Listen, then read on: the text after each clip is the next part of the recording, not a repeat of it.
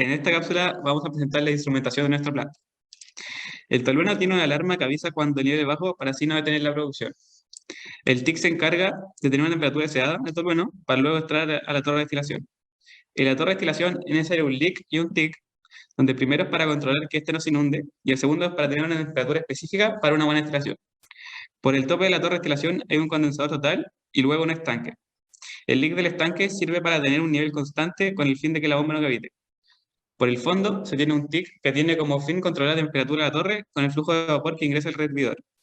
El LIC evita la inundación de la torre con silenos o etilbenceno.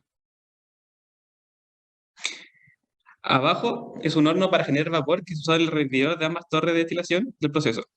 El horno tiene un PIC para controlar la impresión, un AIC para ver que se haga combustión completa y este AIC está conectado a un FIC para regular el flujo de aire a la torre. También hay un FRIC que controla la razón de diésel y gas natural para ser usados como combustible. Y finalmente, el TIC regula la temperatura del vapor que entrará a los hervidores. La torre de enfriamiento se encarga de enfriar el agua proveniente del primer hervidor.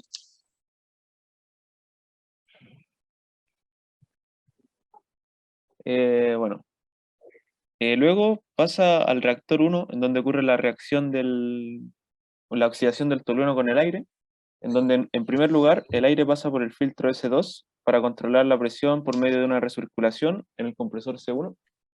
Se observa el PIC que actúa como un bypass del compresor.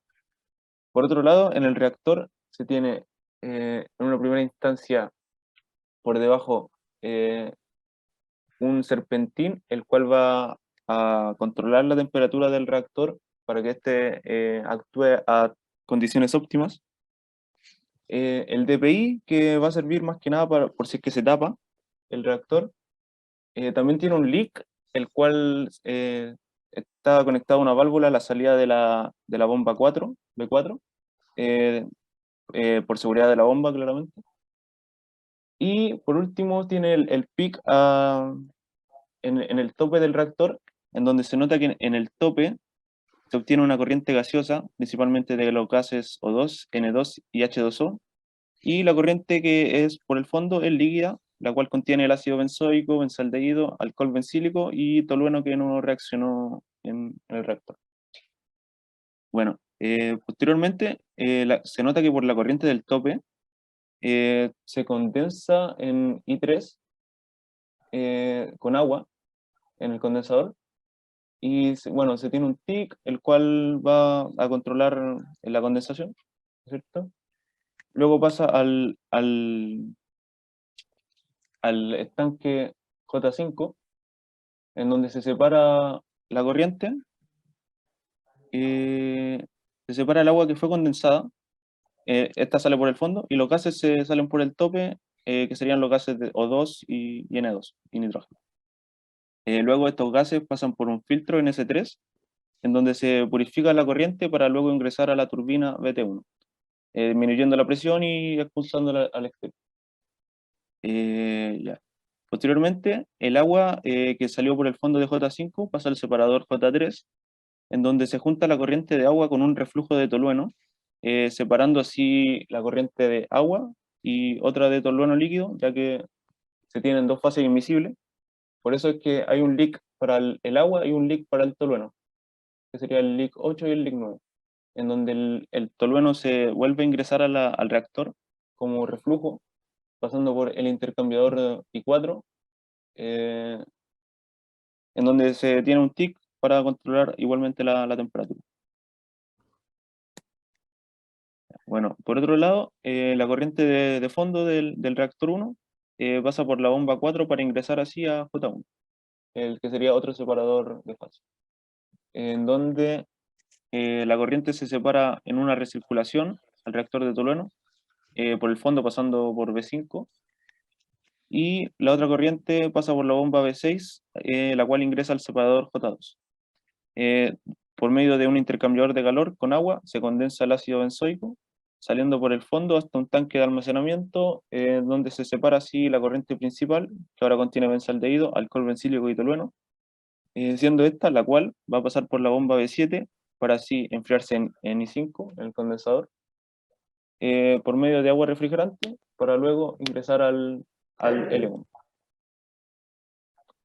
Bueno, había olvidado mencionar que en J2 la corriente del fondo llega al estanque de ácido benzoico, el cual tiene el indicador de alarma que va a, bueno, básicamente tirar una alarma si es que el nivel está demasiado alto. Bueno, otra cosa que es importante mencionar es la presencia de los AI que están después de los filtros, el S2 y el S3, los cuales se encargan de, bueno, el filtro purifica la corriente y el AI va a indicar si la corriente tiene el nivel de pureza que se desea para luego ingresar a los respectivos equipos.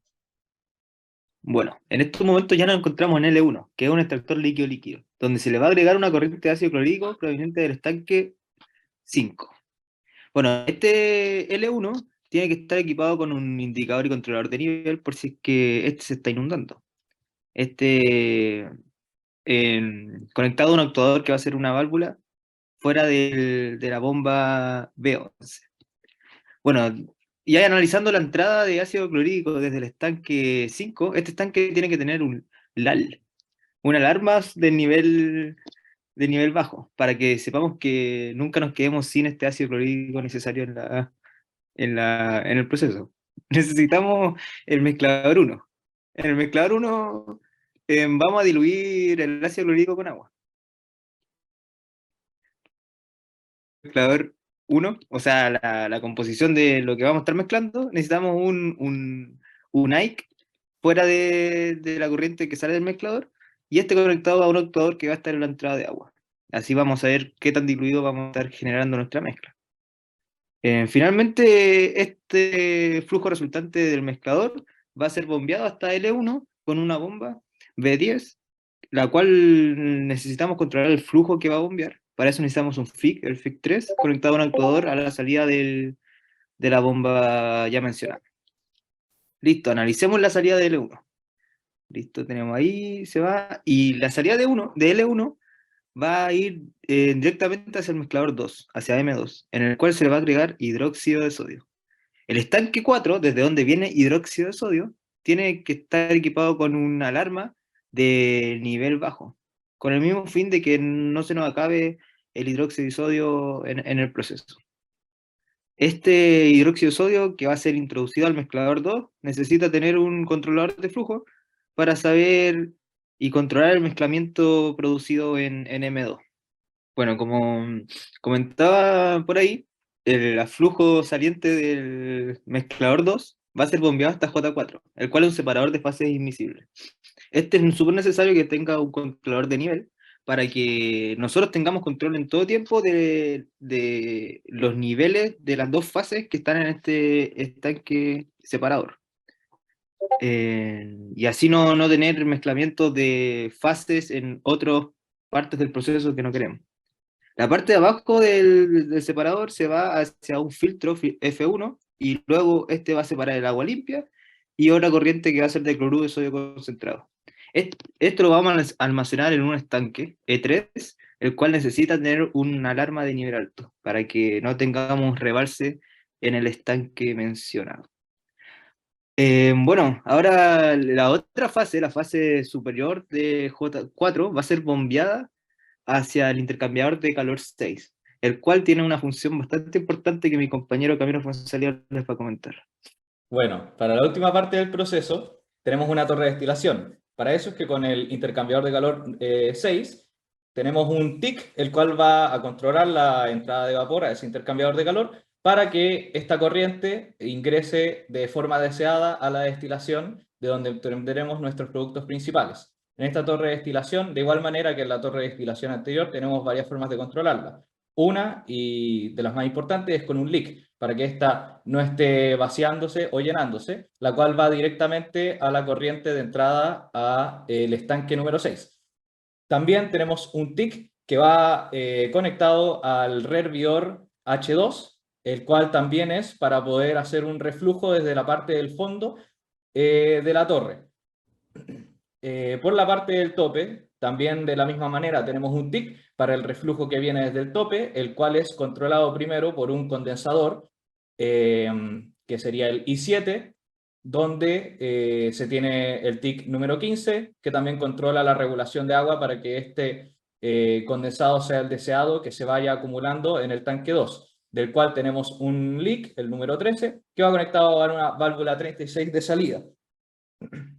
Por la izquierda, como bien decía, va el reflujo para que siga produciéndose más cantidad deseada con más pureza de nuestros dos productos. Y por el otro lado tenemos primero un condensador con un TIC, que esto es para que después va a llegar a un estanque y quede con las condiciones deseadas. Además, antes de pasar el estanque está la bomba 16, la cual está protegida con un medidor de presión. Y los estanques finales son, por un lado, el estanque número 6 de halcón belsítico, que está con una alarma de nivel alto, y por otro lado está el de nuestro producto principal, que es el benzaldehído, el estanque número 7, también con una alarma de nivel alto. Eso es todo, muchas gracias.